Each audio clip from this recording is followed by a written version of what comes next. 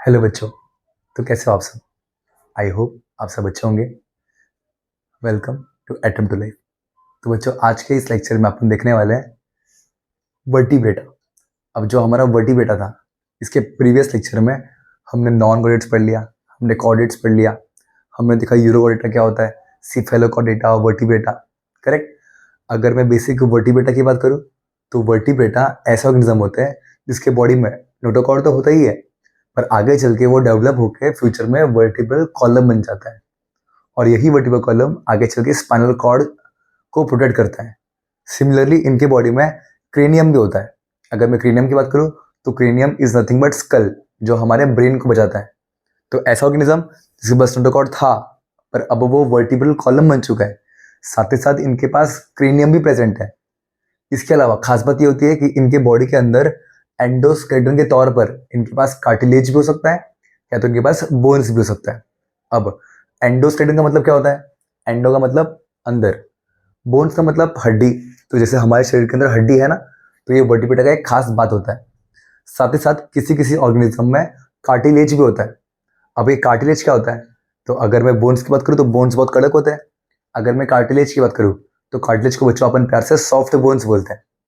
जैसे जो हमारा ईयर पिन्ना है, क्या ये ईयर पिन्ना बहुत कड़क है क्या? बहुत सॉफ्ट है ना, जब चाहे टीचर पकड़ के मरोड़ देती है। वैसे जो हमारा नोज होता है, नोज का टिप, क्या ये बहुत कड़क है? नहीं, अपन इसको हल्का सा प्रेशर करके मूव कर सकते हैं ना, वो बहुत फ्लेक्सिबल है। तो it is nothing but cartilage. हमारे तरह तरह के बोन्स के बीच में कार्टिलेज का लेयर होता है, जो हमारे बोन्स को मूव करने के लिए इजी करवाता है, लाइक अ कुशन। तो उसको अपन कहते हैं कार्टिलेज। तो वर्टिब्रेटा ग्रुप में बेसिकली वर्टिब्रल कॉलम होगा, क्रेनियम होगा, शरीर के अंदर या तो हड्डी होगा या तो कार्टिलेज होगा या तो दोनों ही होंगे। ठीक है, तो ये आता है हमारा वर्टिब्रेटा। अब बच्चों, वर्टिब्रेटा को अपन ने और दो ग्रुप में डिवाइड किया था। सबसे पहला था ए गनाथोस्टोमेटा और सेकंड था गनाथोस्टोमेटा। अगर मैं ए गनाथोस्टोमेटा की बात करूं तो वो ऐसा ग्रुप होता है, उसमें ऐसे ऑर्गेनिजम्स आते हैं जिसके शरीर में, जो उनका माउथ है, उनके पास कोई जॉ नहीं होता माउथ में। That is they are jawless organism. पर अगर मैं बात करूं गनाथोस्टोमेटा, तो गनाथा मतलब जॉ, इनके पास जॉ होगा। तो बच्चों, आज के दिन अपने को यही शुरू करना है, दैट इज ए गनाथोस्टोमेटा और फिर गनाथोस्टोमेटा। अपन ट्राई करेंगे कि आज के इस प्रेजेंटेशन में अपन ए गनाथोस्टोमेटा दैट इज साइक्लोस्टोमेटा इसको खत्म कर दें, फिर अपन शुरू करते हैं गनाथोस्टोमेटा। और गनाथोस्टोमेटा में भी सबसे पहले पाइसेस अपन पढ़ेंगे एंड देन एम्फीबिया। अगले वाले लेक्चर में अपन देखेंगे रेप्टाइल्स, एव्स और मैमेलिया, और इसी के साथ हमारा चैप्टर खत्म हो जाएगा। ठीक है, तो बच्चों देर नहीं करते हैं, साइक्लोस्टोमेटा के ऊपर अपन शुरू करते हैं। तो बच्चों, सबसे पहला पॉइंट, अगर मैं साइक्लोस्टोमेटा की बात करूं तो साइक्लोस्टोमेटा ऐसे ऑर्गेनिज्म होते हैं जो एक एनाथोस्टोमेटा नाम के ग्रुप में आते हैं। तो बच्चों, ये एक एनाथोस्टोमेटा में आते हैं। Very basic point. अब मैं तुमसे ये कह रहा हूं कि अगर ये एक एनाथोस्टोमेटा ग्रुप में आते हैं तो मुझे बताओ इनके पास जॉ होगा कि नहीं होगा? Very good. तो क्योंकि ये एक एनाथोस्टोमेटा में आते हैं तो ये जॉलेस होते हैं। तो मैं लिखता हूं कि इनका जो माउथ होता है वो जॉलेस होता है, और इनके पास क्योंकि माउथ में जॉ नहीं है तो वो न्यूट्रिएंट कैसे लेगा? तो कुदरत ने इसके बॉडी में, क्योंकि ये जॉलेस है, इनके बॉडी में भगवान ने दिया है सक्कर्स। क्या दिया है बच्चों? शक्कर। तो सबसे पहला पॉइंट कि ये एक एनाथोस्टोमेटा में आते हैं। सेकंड पॉइंट, क्योंकि ये एक एनाथोस्टोमेटा में आते हैं तो क्या इनके पास जॉ होगा क्या? तो जॉ नहीं होगा। अगर जॉ नहीं है तो इनके पास न्यूट्रिएंट्स लेने के लिए कोई ना कोई ऑप्शन होगा ना, तो उस ऑप्शन को अपन बोलते हैं सक्कर्स। तो शक्कर इनके माउथ में होता है जिसे वो अटैक करके ऑर्गेनिज्म, कोई और ऑर्गेनिज्म का न्यूट्रिएंट लेते हैं। सिंपल पॉइंट है। अब बच्चों, शक्कर से ही अपन एक पॉइंट कनेक्ट करते हैं, क्योंकि ये कोई और ऑर्गेनिज्म के बॉडी पे न्यूट्रिएंट सक करेगा, इसका मतलब मुझे बताओ ये पैरासाइट हुआ कि नहीं हुआ? ऑफकोर्स हुआ ना। तो ये पैरासाइट होते हैं, और पैरासाइट में भी ये शरीर के बाहर से न्यूट्रिएंट सक करते हैं। तो अपन बोलेंगे कि एक तरह का बच्चों एक्टो पैरासाइट होते हैं। तो they are ectoparasite in nature. तो 3 पॉइंट हो गया। सबसे पहला agnathostomata, second one is jawless, third one is ectoparasite. अब बच्चों, अगर मैं इसके आगे के पॉइंट की बात करूं तो जो ये ऑर्गेनिज्म होते हैं, इनका जो बॉडी होता है, इनका जो स्किन होता है, स्किन, इनका स्किन बच्चों बहुत ही ज्यादा सॉफ्ट होता है। इनका स्किन बहुत ज्यादा सॉफ्ट होता है। अगर तुम इसको देखोगे, आपके टेक्स्ट में डायग्राम भी दिया हुआ रहेगा, तो ये ना बच्चों हल्का फुल्का सांप की तरह होता है, सांप की तरह, या तो आप एक लंबे से स्टिंग रे, इलेक्ट्रिक रे कैसा होता है, ईल वगैरह फिश की तरह, वैसे ही एकदम सॉफ्ट होते हैं, इनका बॉडी बहुत सॉफ्ट होता है, और ये बच्चों ये बहुत लंबे लंबे होते हैं। इसके अलावा याद रखना कि इनके बॉडी में कोई स्केल नहीं होता, it is they are without scale. Without scales मतलब जैसे हमने फिश देखा ना बच्चों, अब याद करो वो आंटी को, जो आंटी फिश पकड़ती है और उसको कट करती है, तो पता है ना जब आंटी उस फिश को कट करती है तो उसके बॉडी के आजू बाजू बहुत सारे स्केल्स होते हैं, बेसिक भाषा में कांच की तरह होते हैं, बहुत सारे गोल गोल गोल गोल होते हैं, ठीक है। तो आंटी उसको निकाल देती है छील के, तो अपन उसको बोलते हैं स्केल्स। क्या बोलते हैं बच्चों? स्केल्स। जैसे हमारे शरीर के अंदर बोन्स वगैरह होता है, उसको अपन एंडोस्केलेटन बोलते हैं, तो वैसे ये जो स्केल्स वगैरह होते हैं अपन इसको एक्सोस्केलेटन बोलते हैं। तो ये फिश में होगा, लेकिन क्या ये साइक्लोसोमेटा में होता है क्या? नहीं। तो इनका बॉडी बहुत सॉफ्ट होता है, इनका स्किन बहुत सॉफ्ट होता है, इसके अलावा इनके बॉडी में कोई भी स्केल्स होने वाला नहीं है। साथ ही साथ ये ऐसा ग्रुप है बच्चों, इसमें जो भी ऑर्गेनिज्म आता है, ये सारे ऑर्गेनिज्म के पास कोई हाथ और पैर नहीं होते हैं, एकदम नॉर्मल सांप की तरह होता है या तो फिश की तरह होता है, कोई हाथ पैर नहीं होंगे। तो मैं लिखूंगा कि इनके पास पैड अपेंडेजेस होता है कि नहीं होता है? नहीं होता ना, इसका मतलब पैड अपेंडेजेस आर एब्सेंट। क्या बच्चों ये बहुत सिंपल पॉइंट है। तो सबसे पहला पॉइंट क्या था? इग्नाथोस्टोमेटा ही है। सेकंड पॉइंट जॉलेस होगा, अगर जॉ नहीं होगा तो क्या होगा? सक्कर्स। थर्ड पॉइंट क्योंकि सक्कर है तो ये एक्टोपैरासाइट होगा, दैट इज किसी का न्यूट्रिएंट सक करेगा। फोर्थ पॉइंट इनका बॉडी बहुत सॉफ्ट होता है, इनके बॉडी के ऊपर कोई भी स्केल्स नहीं होते हैं। इसके अलावा इनके बॉडी में मूवमेंट करने के लिए कोई हाथ पैर नहीं है, इसका मतलब इनके पास जोड़ी में अपेंडेजेस नहीं है। हमारे पास दो हाथ दो पैर है ना, मतलब पैड अपेंडेजेस है, पर इनके पास पैड अपेंडेजेस होने वाला नहीं है। एकदम बहुत सिंपल पॉइंट है। अब अगला पॉइंट, अब बच्चों जो ऑर्गेनिज्म होता है, इस ऑर्गेनिज्म का जो एंडोस्केलेटन होता है, मैंने अभी पढ़ा ना, एंडोस्केलेटन मतलब क्या? एंडो मतलब अंदर, स्केलेटन मतलब शरीर का कोई ढांचा, कोई पार्ट्स। तो जो इनका एंडोस्केलेटन होता है, अब मैंने पढ़ा हमारे पास दो ऑप्शन होते हैं, तीन ऑप्शन होते हैं, या तो बोन होगा, या तो कार्टिलेज होगा, या तो बोन भी होगा कार्टिलेज भी होगा। तो बच्चों जो साइक्लोसोमेटा होते हैं, क्योंकि ये सांप की तरह है, क्योंकि वो फिश की तरह है, नाजुक से फिश की तरह, तो क्या इसके पास कोई बोन होगा क्या बच्चों? तो इनके पास बोन नहीं होता। इनके पास बॉडी के अंदर रक्षा करने के लिए जो प्रोटेक्टिव टिश्यू होता है वो होता है इनका कार्टिलेज। तो मेरे टेक्स्ट बुक में लिखा हुआ है कि देयर एंडोस्केलेटन इज कार्टिलेजिनस, तो मैं लिखूंगा कार्टिलेज। कार्टिलेज का बेसिक मतलब होता है सॉफ्ट बोन्स। क्या बच्चों इतना पार्ट क्लियर हो गया? इसके अलावा जो इनका एग्जाम्पल हो गया, लास्ट पॉइंट इनका एग्जाम्पल। अब इनके पास दो एग्जाम्पल है, मैं याद रखूंगा। सबसे पहला पेट्रो, सबसे first one is petromyzon and second one is myxine. अब बच्चों हमने देखा है कि अब तक इस चैप्टर में जितने भी एग्जाम्पल आ रहे थे, सारे एग्जाम्पल का ही ऑलमोस्ट अपन ने ट्रिक बनाया था, ठीक है। अब क्योंकि ऐसे ग्रुप में सिर्फ दो ही से तीन ही एग्जाम्पल होते हैं, तो अपन इसको बिना ट्रिक के ही याद कर लेंगे, ठीक है। कैट नाम है, सबसे first one is petromyzon and second one is myxine. तो एक बार इसको रिवाइज करो। तो साइक्लोस्टोमेटा एक ऐसा ग्रुप है जो कि एग्नाथोस्टोमेटा नाम के ग्रुप में आता है। अब क्योंकि ये एग्नाथोस्टोमेटा है तो उनके पास जॉ नहीं होगा, तो दे आर जॉलेस।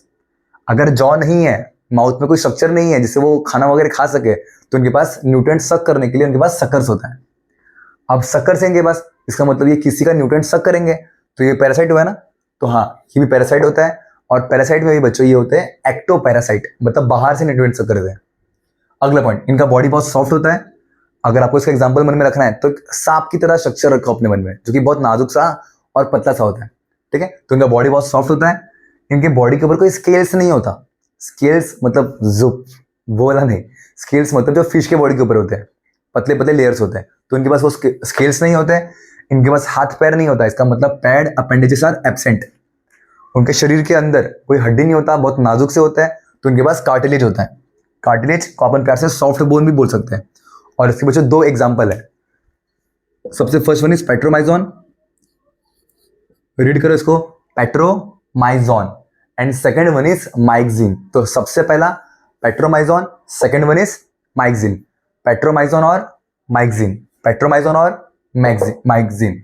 मैं इस पॉइंट को याद कर लूंगा। क्या बच्चों साइक्लोसोमेटा बहुत सिंपल है, एग्जाम में इसके ऊपर ज्यादा सवाल नहीं पूछते हैं, ठीक है, यहां से आपको हल्का फुल्का सवाल आना शुरू हो जाता है। अब बच्चों मेरी एक बात ध्यान से सुनो, जो पाइसेस और एम्फीबिया है, क्या मैं बोलूं, यहां से अपन जो भी पढ़ने वाला आगे वो सब मेरा गनाथोस्टोमेटा हो जाएगा। अरे हाँ या ना, अगर ये गनाथोस्टोमेटा है तो इसके अंदर है ना कुछ कुछ पॉइंट एक्स्ट्रा आएंगे जो आपको पता होना चाहिए। जैसे मुझे 2 वर्ड आने वाले, ऊपर में लिख देता हूं, यहां पर लिख देता हूं 2 वर्ड। ठीक है, सबसे पहला वर्ड होता है पोइकिलोथर्म्स। कोई कोई वर्ड रिपीट होगा, पोइकिलोथर्म्स। एंड सेकंड वर्ड होता है बच्चों होम्योथर्म्स। तो सबसे first one is poikilotherms and second one is homeotherms. अगर बच्चों मैं पोइकिलोथर्म्स की बात करूं तो कोई याद रखो, थर्म्स का मतलब क्या होता है, थर्म का मतलब होता है टेम्परेचर, तो बेसिकली हीट वगैरह। फॉर एग्जांपल थर्मोमीटर, यहां पर भी थर्म आ रहा है ना, जो हमारे शरीर के टेम्परेचर को मापता है। तो वैसे ही पोइकिलोथर्म्स, होम्योथर्म्स, ये समथिंग टेम्परेचर से रिलेटेड है। अब पोइकिलोथर्म्स को बच्चों अपन प्यार से याद रखना, इसको अपन कोल्ड ब्लडेड एनिमल भी बोलते हैं। अगर मैं बात करूं होम्योथर्म्स की, तो होम्योथर्म्स को अपन वार्म ब्लडेड एनिमल भी बोलते हैं। एक और चीज याद रखो, होम्यो वर्ड का मतलब होता है सेम। अब ध्यान से सुनो, एक सेकंड मुझे चेक करने दो कि कैमरे में वो आ रहा है कि नहीं आ रहा है।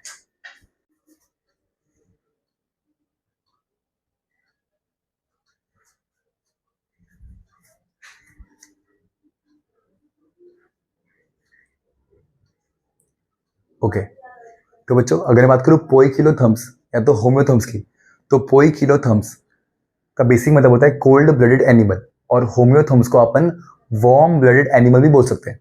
अब मैं एक बहुत सिंपल सा एग्जांपल देता हूँ। अब बच्चों अगर मैं अपनी बात करूँ तो हमारे बॉडी का टेम्परेचर होता है 37 degree Celsius, that is 98.6 degree Fahrenheit.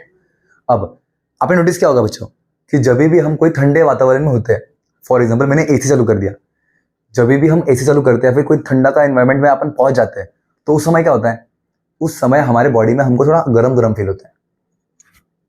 अब एग्जाम्पल को स्विच करो, सेम अगर मेरा बॉडी सेम, अगर मैं चला गया गर्मी के मौसम में या फिर कोई एरिया जहाँ पे बहुत गर्मी है, तो यूजुअली क्या होता है, बाहर का मौसम बहुत गर्म लगता है हमको, और जो मेरा बॉडी होता है जब मैं टच करूंगा तो वो कंपेरेटिवली बहुत ठंडा होता है बाहर के मुकाबले। इस एग्जाम्पल से बच्चों मुझे ये सीखने को मिला कि जो ह्यूमंस है, मेरे बॉडी का कोई टेम्परेचर होगा, अगर मैं ठंडे एरिया में जाता हूँ तो उससे होता ही है कि मेरे बॉडी का टेम्परेचर हमेशा कांस्टेंट होता है, मेरे बॉडी का टेम्परेचर सेम रहता है। ऐसा नहीं है कि बाहर का टेम्परेचर अगर 0 डिग्री सेल्सियस है तो मेरा बॉडी भी 0 डिग्री हो जाएगा, नहीं, मुझे ठंडी लगेगा क्योंकि बाहर टेम्परेचर कम है, पर मेरा बॉडी अंदर से गर्म ही होगा, मतलब मेरा बॉडी का टेम्परेचर 37 डिग्री सेल्सियस ही होगा। इसका मतलब कि मेरा बॉडी का टेम्परेचर कांस्टेंट है, दैट इज सेम है। तो ऐसा कंडीशन, ऐसा एनिमल जिसका बॉडी का टेम्परेचर बाहर के इन्वायरमेंट के हिसाब से बदलने वाला नहीं है, अपन इसको बोलते हैं होम्योथर्म। होम्यो मतलब सेम या तो कांस्टेंट, और थर्म का मतलब होता है टेम्परेचर। तो हमारा टेम्परेचर सेम रहता है। पर बच्चों कोई कोई एनिमल ऐसे होते हैं, कोई कोई ऑर्गेनिज्म ऐसे होते हैं जिसका शरीर का टेम्परेचर बदलते रहता है। फॉर एग्जाम्पल फिश, अगर मैं फिश की बात करूँ तो फिश ऐसा ऑर्गेनिज्म है बच्चों जिसको मैं जैसा वातावरण में रखूंगा इसके बॉडी का टेम्परेचर वैसा हो जाएगा। एग्जाम्पल लेते हैं कि समझो कि एक फिश है, उसके बॉडी का टेम्परेचर 20 डिग्री सेल्सियस है, अगर मैं उसको ऐसे पानी में रखूंगा जिसका टेम्परेचर 30 डिग्री सेल्सियस के आसपास होगा, तो ये जो फिश है इसका शरीर का भी तापमान बदल के वैसा हो जाएगा। क्या इसका टेम्परेचर कांस्टेंट रहा, क्या नहीं रहा, तो अपन इसको बोलते हैं poikilotherms, that is cold blooded animal. तो मेरे पास 2 कॉन्सेप्ट बहुत इंपॉर्टेंट है। सबसे पहला पोई किलो, बच्चे इसको पाव किलो बोलते हैं, तो पाव किलो नहीं poikilo, that is cold blooded animal. And second one is homeotherm. Homeo मतलब सेम, थर्म मतलब टेम्परेचर, तो हमारा तापमान होने वाला सेम है, बदलने वाला नहीं है। अब एक चीज बच्चों याद रखो कि पोइकिलोथर्म्स जो होते हैं इसके बेसिकली ना 3 एग्जाम्पल याद रखने का, पाइसेस, एम्फीबियन, रेप्टाइल्स। और होम्योथर्म्स में बच्चों 2 एग्जाम्पल होता है, एव्स एंड मैमल्स, ये 2 याद रखने का। बेसिकली मैं हमेशा बच्चों को बोलता हूँ कि ऐसा ऑर्गेनिज्म जो जमीन पे रहता है या तो हवा में रहता है, वो कंपेरेटिवली गर्म होगा ना, तो वो होगा warm blooded animal, that is homeotherms. तो एव्स और मैमल्स, एव्स हवा में रहता है और मैमल्स जमीन पे रहता है। इसके अलावा ऐसा सारे जानवर जो पानी में रहते हैं, पानी के आसपास रहता है, वो सब पूछेंगे पोइकिलोथर्म, that is cold blooded animal. तो यहाँ पे आ जाएगा आपका ग्रुप पाइसेस, एम्फीबियन, रेप्टाइल्स। कितना पॉइंट सिंपल है। अब यही सारे वर्ड्स यहाँ पर आने वाले हैं, तो इसके लिए अपने को पहले इन सब के बारे में जानना बहुत जरूरी था। ठीक है, तो बच्चों अब अपन शुरू करते हैं हमारा अगला ग्रुप, दैट इज स्पाइसेस। अब Pisces it is nothing but fish, याद रखना। जो ये ग्रुप है ये पाइसेस, पाइसेस बेसिकली इसमें सारे फिश आते हैं। ठीक है, अब बच्चों कुछ कुछ पॉइंट देखते हैं। पाइसेस का सबसे पहला पॉइंट, ये जो ऑर्गेनिज्म होते हैं इनका दे होते हैं, ये होते हैं कोल्ड ब्लडेड एनिमल। बच्चों ये कोल्ड ब्लडेड एनिमल होते हैं। अब मुझे बताओ ये कोल्ड ब्लडेड एनिमल को मैं और क्या लिख सकता हूं? क्या मैं पोइकिलोथर्म लिखूं? तो बेसिकली अपन इसको लिख सकते हैं कि they are poikilotherm, they are poikilotherms.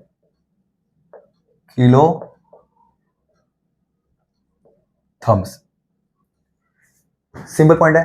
तो सबसे पहला पॉइंट कि इनका बॉडी बहुत कोल्ड ब्लडेड होता है, इसके अलावा ये पोइकिलोथर्म होता है। अगला पॉइंट बच्चों, अगर मैं इनकी रहन सहन की बात करूं तो ये ना एक्वेटिक होते हैं। एक्वेटिक मतलब पानी में पाए जाने वाले। अब फिश है तो पानी में रहेगा, क्या जमीन में रहेगा? क्या पानी में रहेगा ना। अब पानी बच्चों दो तरह का होता है, सबसे first one is fresh water and second one is marine water.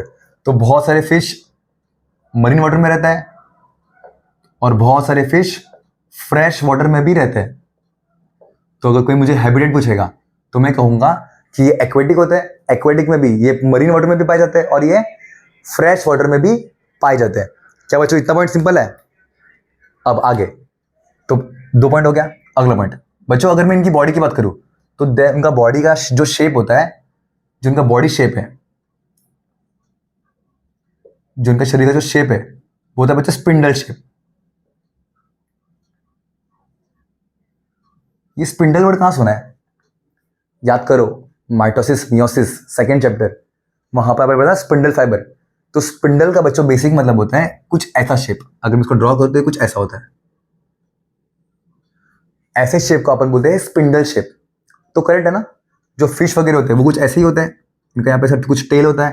ठीक है, यहाँ पे इनका कुछ आइस वगैरह वाला पार्ट होता है और यहाँ पे होता है इनके पास फिन्स वगैरह। करेक्ट, तो फिश वगैरह कुछ ऐसे होते हैं। तो मैं इसको ड्रॉ भी कर लेता हूँ। चलो ठीक है, तो जो फिश होते हैं पाइसेस होते हैं, इनका जो बॉडी शेप है ये स्पिंडल शेप होता है। अब कुदरत ने इनको स्पिंडल शेप इसलिए दिया बच्चों क्योंकि ये वाटर के रेजिस्टेंस को, ये वाटर के रेजिस्टेंस को मिनिमाइज कर सके। मिनिमाइज करना मतलब रिड्यूस करना। अब बच्चों सिंपल सी बात है ना, अब जो कोई भी ऑर्गेनिज्म अगर पानी में तैर रहा है तो जो पानी होगा वो तो उसको प्रेशर देता होगा ना तैरने के लिए। अब मुझे बताओ, अगर ये ऑर्गेनिज्म का सरफेस बहुत ब्रॉड रहेगा तो वो उस प्रेशर को झेल पाएगा? क्या नहीं झेल पाएगा। तो उस प्रेशर को झेलने के लिए कुदरत ने इसका बॉडी को स्पिंडल शेप बनाया है। स्पिंडल शेप का बेसिक मतलब होता है कि उसका आगे वाला पार्ट बहुत नैरो होगा और सेंटर से वो ब्रॉड होगा। तो क्योंकि अगर इसका आगे वाला पार्ट बहुत नैरो है तो ये पानी के प्रेशर को इजीली रिड्यूस कर पाता है। तो अपन बोलते हैं कि भगवान ने इसको स्पिंडल शेप दिया है ताकि ये मिनिमाइज कर सके वाटर के रेजिस्टेंस को। रेजिस्टेंस का मतलब होता है अपोज करना। कहते पॉइंट क्लियर हो गया। तो सबसे पहला cold blooded animal that is पोइकिलोथर्म। अगला पॉइंट एक्वेटिक, फिर शेप, शेप में भी कौन सा? Spindle shape. अब बच्चों आगे, अगर मैं इनकी बॉडी की बात करूं तो इनके बॉडी में मैं ये देखता हूं कि इनके पास, याद रखना बच्चों, their body might contain pad fins, इसके अलावा इनके पास अनपैड फिन्स भी होते हैं। तो इनके पास या तो पैड फिन्स होगा या तो अनपैड फिन्स। एक और चीज याद रखो, pad fins and unpaid fins they both helps in swimming. ये स्विमिंग में हेल्प करते हैं। एक और चीज, इनके पास एक टेल फिन भी होता है बच्चों, टेल फिन। मेरे टेक्स्ट बुक में उसका नाम नहीं दिया हुआ है, लेकिन मुझे ना डायग्राम में इसका नाम दिया हुआ है। अपन इसको बोलते हैं कॉर्डल फिन। जिसका टेल फिन होता है, it acts as a steering wheel and it helps to change the direction. ये जो मैं अभी लिख रहा हूं बच्चों, ये बहुत इंपॉर्टेंट है। अब बच्चों अगर मैं फिश को देखूंगा तो फिश में कुछ ऐसा होता है बच्चों कि या तो जो देखो आपको दिख रहा है जो उनके हाथ की तरह स्ट्रक्चर होते हैं जिससे वो तैरने में उनको हेल्प करता है, it is nothing but fins. अपन इसको फिन्स बोलते हैं। तो अपन ये देखते हैं बच्चों कि इनके पास जो फिन्स है या तो वो जोड़ी में होगा, दैट इज पेयर्ड फिन्स, या तो वो फिन्स अकेले अकेले भी हो सकता है। जैसे यहाँ पर एक फिन है, क्या नीचे है क्या? नहीं, तो मैं बोलूंगा कि फिन या तो जोड़ी में होगा, दैट इज पेयर्ड फिन्स, या तो वो अनपेयर्ड फिन भी हो सकता है। जो ये फिन्स वगैरह होते हैं वो फिश को स्विमिंग करने में हेल्प करते हैं, आगे आगे स्विमिंग कराने में हेल्प करते हैं। साथ ही साथ इनके पास पीछे की तरफ एक और फिन होता है जिसको अपन टेल फिन बोलते हैं। अगर आप डायग्राम चेक करोगे तो डायग्राम में वहां पे दिया हुआ है कि ये कॉर्डल फिन है। तो ये जो फिन होता है टेल फिन, ये बच्चों जैसे हमारे गाड़ी में कैसे स्टीयरिंग व्हील होता है जिससे अपना गाड़ी का डायरेक्शन चेंज होता है, तो वैसे इनके पास जो टेल फिन है ये काम करता है लाइक अ स्टीयरिंग, गाड़ी के स्टीयरिंग की तरह, जो कि डायरेक्शन बदलने में काम आता है। तो फिश जो तैर रहा है that is because of fins, paired fins, unpaired fins. Fish जो अपना डायरेक्शन चेंज कर रहा है that is because of tail fin, that is caudal fin. तो इतना पॉइंट बहुत क्लियर है। देखो ये पॉइंट याद रखना है, दैट इज बहुत बेसिक पॉइंट है, इतना भी कुछ टेंशन वाला पॉइंट नहीं है। अब फिश तो एक्वेटिक ही होगा। शेप अगर मैं वो याद स्पिंडल शेप, तो यहां से मैं बहुत सारे पॉइंट कर सकता हूं। सिंपल बच्चों, अब आगे अगर बच्चों मैं इसकी बात करूं तो जो इनका एक्टोस्केलेटन होता है, जैसे कि जो इनका शरीर के अंदर होता है दैट इज एंडोस्केलेटन, और कोई कोई चीज इनके शरीर के बाहर भी होता है ना, जैसे हमारे बॉडी में हमारे बाहर हेयर है तो हेयर हो जाएगा हमारा एक्सोस्केलेटन। तो वैसे ही जो इनका एक्सोस्केलेटन होता है, शरीर के बाहर वाला स्केलेटन, एक्सोस्केलेटन, वो होता है स्केल्स। अब हमको पता है बच्चों कि फिश के बॉडी में बहुत सारे स्केल्स होते हैं, तो स्केल्स शरीर के बाहर होता है ना, तो ये हो जाएगा इनका एक्सोस्केलेटन। इसके अलावा अगर मैं इनके एंडोस्केलेटन की बात करूं, एंडोस्केलेटन इनके शरीर के अंदर क्या है, जैसे साइक्लोस्टोमेटा में सिर्फ कार्टिलेज हुआ करता था, वैसे इनके शरीर के अंदर क्या है, तो इनके शरीर के अंदर बच्चों या तो कार्टिलेज होगा, कोई कोई फिश ऐसे होते हैं जिसके पास सिर्फ और सिर्फ कार्टिलेज होता है, कोई कोई फिश ऐसे होते हैं बच्चों जिसके शरीर के अंदर एंडोस्केलेटन के तौर पे बोन्स होता है, कोई कोई मच्छी ऐसे होते हैं इसके पास सिर्फ बोन होगा, कोई कोई मच्छी ऐसे होते हैं इसके पास सिर्फ कार्टिलेज ही होगा। तो अपन बोलेंगे कि ये जो कार्टिलेज है या तो जो बोन है ये इनका एंडोस्केलेटन होता है। क्या बच्चों इतना पॉइंट क्लियर है? सेकंड लास्ट पॉइंट, अगर बच्चों मैं बात करूं कि रेस्पिरेशन की, अब मुझे पता है कि जो हवा में रहते हैं या तो जो जमीन पे रहते हैं इनके पास सांस लेने के लिए लंग्स होता है, पर अगर मैं फिश की बात करूं तो इनके पास सांस लेने के लिए क्या होगा बच्चों? क्या होगा बताओ? तो इनके पास सांस लेने के लिए होता है गिल स्लिट्स, याद रखना। तो रेस्पिरेशन के लिए इनके पास गिल स्लिट्स होता है और हम सबके पास होता है लंग्स। अब रह गया इसका लास्ट पॉइंट जो कि होता है एग्जाम्पल, तो अपन इसका एग्जाम्पल को भी टैकल कर लेते हैं। तो बच्चों अगर मैं इसके एग्जाम्पल की बात करूं तो मैं याद रखूंगा कि सारे बेसिक बेसिक फिश, रोहू हो गया, पॉम्फ्रेट हो गया, एक आपके टेक्स्ट पे डायग्राम में दिया हुआ है पर आपको है ना उसका एग्जाम्पल पूछते हैं, तो याद रखना स्कोलियोडन। इस स्कोलियोडन को अपन डॉग फिश भी बोलते हैं। इसके अलावा सी हॉर्स, ये भी आपका एग्जाम्पल हो जाएगा। इलेक्ट्रिक रे, स्टिंग रे, एटसेट्रा। तो बच्चों हमारे पास स्पाइसेस ग्रुप का कई सारे एग्जांपल है। सबसे पहला रोहू, पॉम्फ्रेट, स्कोलियोडन। स्कोलियोडन को अपन डॉग फिश भी बोलते हैं, शार्क की तरह होता है ये, दैट इज शार्क ही है ये। इसके अलावा सी हॉर्स, सी हॉर्स का साइंटिफिक नेम होता है बच्चों हिप्पोकैम्पस। हिप्पोकैम्पस की खास बात ये होती है कि इनमें मेल बच्चा देता है, जैसे हम सब में जो बच्चा देता है वो फीमेल होती है ना, इनमें जो सी हॉर्स होते हैं उनमें मेल हमेशा बच्चा देता है। और याद रखना इनमें जो बच्चे देता है तो ये बच्चे का नंबर बहुत सारे होते हैं, एक साथ कई सारे बच्चे देते हैं, that is sea horse. Scientific name क्या था? हिप्पोकैम्पस। फिर इलेक्ट्रिक रे, स्टिंग रे, ये तो खतरनाक होता है, छूने जाओगे झुपक लगे 440 वोल्ट, छूने से इसके हैं, ठीक है, दैट इज स्पाइसेस। तो बच्चों ये सब है स्पाइसेस के ऊपर। जो डायग्राम आपको दिया हुआ है टेक्स्ट बुक में, ये डायग्राम है आपका स्कोलियोडन का, जो कि एक तरह का शार्क है। याद रखना जो ये शार्क वगैरह होते हैं इनका जो नाक होता है बहुत स्ट्रांग होता है। अगर तुम्हारा एक ब्लड वगैरह भी गिर गया कहीं पे पानी में, और अगर ये शार्क कुछ किलोमीटर दूर भी है, 1-2 किलोमीटर दूर भी है, तो भी उनको वहां से उस ब्लड का स्मेल आ जाता है और वो तुरंत आके आपके ऊपर अटैक कर सकते हैं। तो उनका नोज बहुत स्ट्रांग काम करता है, एकदम खतरनाक, क्योंकि इनका नोज बहुत खतरनाक काम करता है, लाइक अ डॉग। तो अपन स्कोलियोडन को डॉग फिश भी बोलते हैं। तो सब कुछ पकड़ने का है यहाँ से कि इसको अपन डॉग फिश नाम क्यों दिया करके, ठीक है, हर एक इसका कारण होता है बायोलॉजी में। तो ये हो गया बच्चों हमारा पाइसेस। क्या सिंपल है? ओके तो बच्चों बात करते हैं last one, that is apps. तो सबसे पहले अपने साइक्लोस्टोमेटा देख लिया जो कि एक एनाथोस्टोमेटा था, फिर अपने देखा पाइसेस जो कि फिश थे, अब अपन देखने वाले एम्फीबिया। अब बच्चों एम्फीबिया इस टॉपिक के ऊपर आते हैं।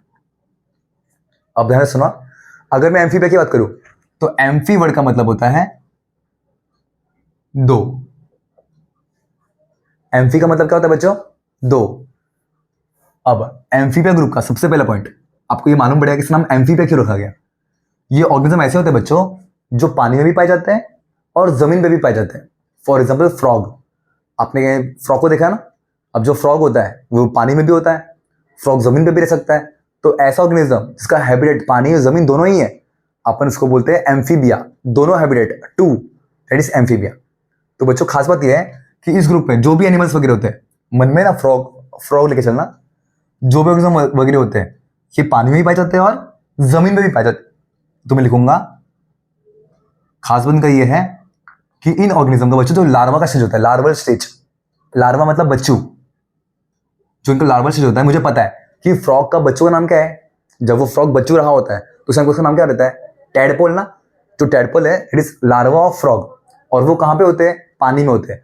तो बच्चों याद रखना कि लार्वा एम्फीबिया ग्रुप के जितने भी एनिमल है उन सबके larva they are strictly aquatic.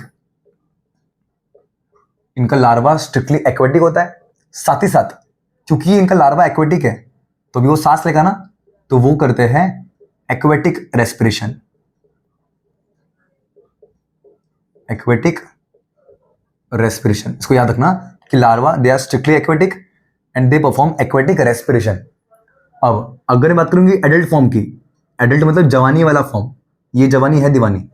अगर मैं इनके एडल्ट फॉर्म की बात करूं तो एडल्ट में बच्चों ये पानी से उठ के बाहर जाते हैं और वो जमीन पे भी रह सकते हैं, दैट इज लैंड लिविंग, या तो वो पानी में भी रह सकते हैं, दैट इज एक्वेटिक। तो मैं लिखूंगा कि एडल्ट होने के बाद वो जमीन पे भी रहते हैं, दैट इज टेरेस्ट्रियल ऑर्गेनिज्म। साथ ही साथ वो पानी में भी रह सकते हैं, दैट इज एक्वेटिक। क्योंकि इनका हैबिटेट दो है, अपन इसको बोलते हैं एम्फीबियंस। अगला पॉइंट, अगर ये टेरेस्ट्रियल पे है तो ये करेगा एरियल रेस्पिरेशन। एरियल रेस्पिरेशन मतलब जो अपन सब करते हैं।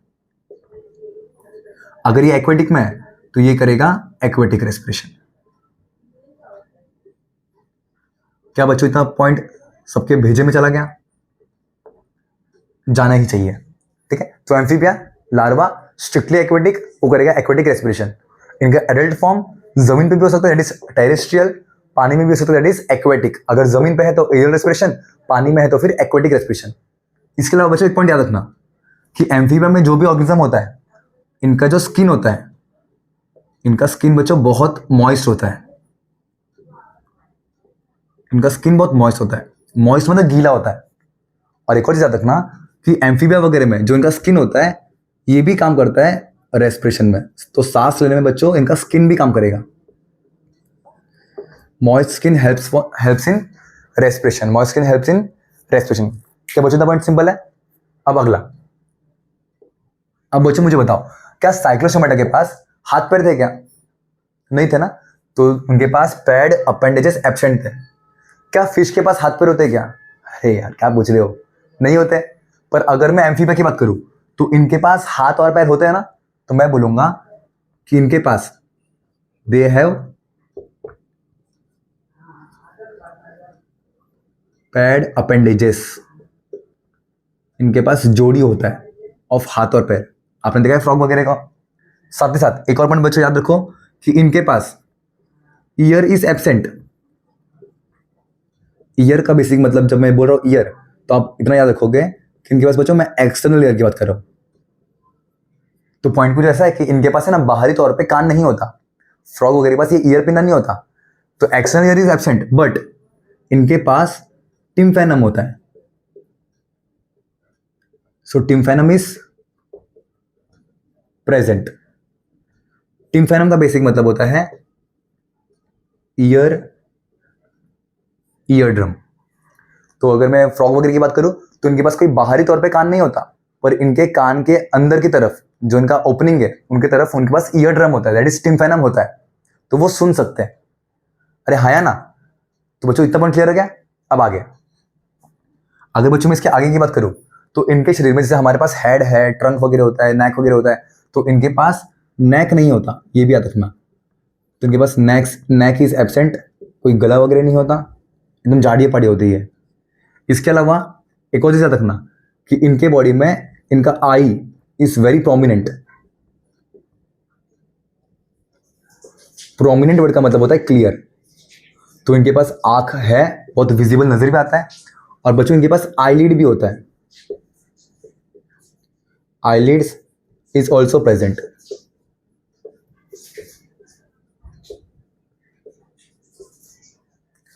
क्या बच्चों इतना बात क्लियर हो गया?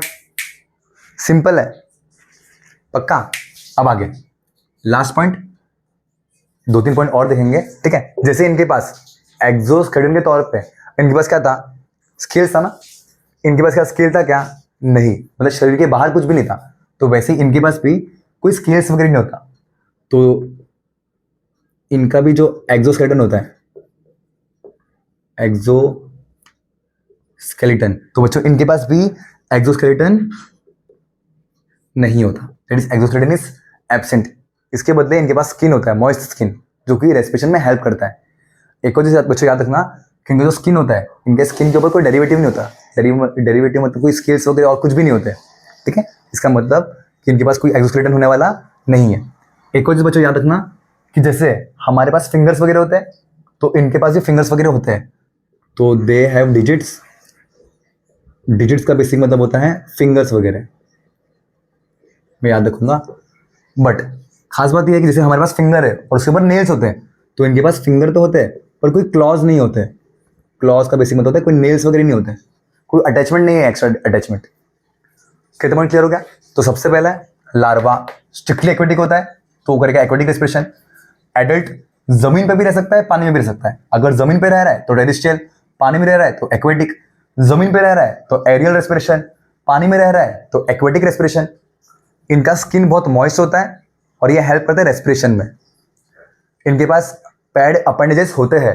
अपेंडेज का मतलब होता है हाथ पैर, जोड़ी में होते हैं 2 हाथ 2 पैर। इसके अलावा बाहरी तौर पे कोई कान नहीं होता। और इनके पास ईयर ड्रम होता है, ईयर ड्रम मतलब टिम्पेनम, तो वो टिम्पेनम इज प्रेजेंट। इनके पास नेक वाला एरिया नहीं होता, नेक इज एब्सेंट। आंख बहुत क्लियर होता है, that is I is prominent. इसके अलावा आईलिड भी होता है इनके पास, जैसे हमारे पास ये आईलिड है ना, इनके पास भी आईलिड होता है। एक और बात, इनकी बॉडी में शरीर के बाहर की तरफ कोई भी त्वचा नहीं होता, कोई भी एक्सटर्नल स्ट्रक्चर नहीं होता, सिर्फ एक स्किन ही होगा। तो इनके पास एक्सोस्केलेटन इज एब्सेंट। इनके पास जो उंगलियां होती है, उस उंगलियों के पास क्लॉज नहीं होते, तो they have digit without clause. Without clause मतलब उनके पास क्लॉ होने वाले नहीं है। अब लास्ट पॉइंट बच्चों रह गए, सो लास्ट पॉइंट हो जाएगा उसका एग्जाम्पल। अब इसके पास 3 एग्जाम्पल याद रखना। सबसे पहला है frog, second one is toad, and third one is salamander. तो बच्चों 3 example, frog, toad, salamander. Frog, toad, salamander. Frog, toad, salamander. एक और चीज याद कर सकते हो कि एम्फीबियम में अगर मैं फ्रॉग का एग्जाम्पल लूंगा तो फ्रॉग का जो लार्वा स्टेज है अपन उसको बोलते हैं टैडपोल। टैडपोल बोलते हैं, ठीक है। एक और चीज आप याद कर सकते हो बच्चों कि अच्छा मुझे बताओ, जो टैडपोल है और जो फ्रॉग है, टैडपोल मतलब बच्चे वाला स्ट्रक्चर, फ्रॉग मतलब बड़े होने के बाद। मुझे बताओ बच्चों कि क्या ये टैडपोल का जो बॉडी है और जो फ्रॉग का बॉडी है, क्या वो सेम होते हैं? क्या नहीं होते ना। टैडपोल तो अजीब ही दिखता है, फ्रॉग अजीब ही दिखता है। तो बच्चों हो क्या रहा है? बेसिकली हो ये रहा है कि इनके बचपन से लेके फ्रॉग होने तक इनके बॉडी में ड्रास्टिक चेंज आता है।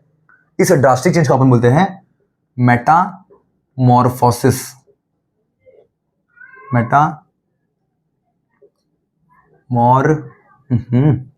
Spelling mistake, Metamorphosis, it is drastic change. तो 3 एग्जाम्पल हो गए, फ्रॉग, टोड, सैलामेंडर। अगर मैं इसकी बात करूं बच्चों तो इसके भी कुछ एग्जाम्पल है, rohu, pomfret, scoliodon that is dogfish, sea horse that is hippocampus, electric ray, sting ray, and very important etcetera. इसके 2 एग्जाम्पल है, पेट्रोमाइजोन, माइक्सिन।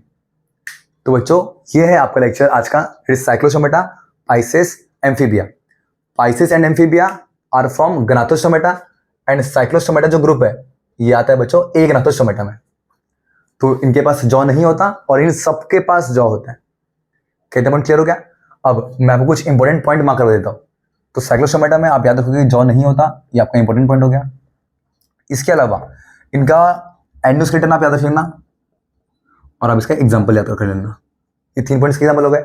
अगर मैं इसकी बात करूँ, देखो बच्चों पाइसेस में आपको लगता होगा कि पोइकिलोथम्स बहुत इंपॉर्टेंट है करके। पोइकिलोथम्स होम्योथम्स कुछ समय के बाद ये बहुत सिंपल हो जाते हैं, ठीक है। तो पोइकिलोथम्स और होम्योथम्स में इतना याद रखना कि पी से पोइकिलोथम्स, पी से पानी। तो जो भी ऑर्गेनिज्म पानी के आसपास रहते हैं, फॉर एग्जाम्पल फिश हो गया दैट इज पाइसेस, फ्रॉग वगैरह हो गए एम्फीबिया, या तो स्नेक क्रोकोडाइल वगैरह हो गए, टोर्टोइस वगैरह हो गए, अपन उसको बोलेंगे रेप्टिलिया। तो ये तीनों ग्रुप आते हैं हमारे पोइकिलोथम्स में। और जो जमीन पे होते हैं या तो हवा में होते हैं that is Aves and mammals, तो अपन उसको बोलेंगे कि वो होम्योथम्स होते हैं, ठीक है। तो पहला पॉइंट इतना डिफिकल्ट नहीं है, एक्वेटिक भी डिफिकल्ट नहीं है। इसका आप शेप याद रखना, स्पिंडल शेप, ठीक है, फॉर वाटर रेजिस्टेंस को मिनिमाइज करने के लिए। इसका एग्जांपल बहुत इंपॉर्टेंट है, स्कोलोडन, इसका डायग्राम आता है, ठीक है। पैड फिन्स ये ज्यादा इंपॉर्टेंट नहीं है। टेल फिन याद रखना, कॉर्डल फिन, ठीक है। एंडोसिन आपको पता ही है। एक्सोसिडन भी बहुत सिंपल ही होता है, रेस्पिरेशन भी बहुत सिंपल होता है। बस इसके इतने ही पॉइंट्स हैं।